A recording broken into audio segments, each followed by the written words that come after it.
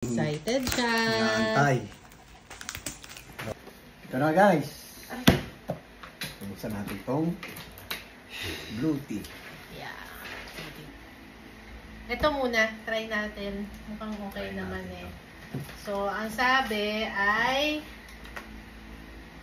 pag full charge siguro 2 hours kapag ka sa TV, 3 hours pag drone, 2 times ng full charge ng laptop, 10 times ng full charge ng phone, 6 times naman sa camera, ice maker, and projector 1 hour. Ito na.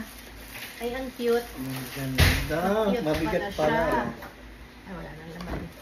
Ito nga. Yan. Ito yung pinaka-unit niya. Yan mo dyan. Yan. Ano natin. Yeah! Dito. Full charge. Tada! Ilan percent? Ay, hindi pala. Ilan? 56%. 56 pa lang. So, yan. I-handle siya. There you go.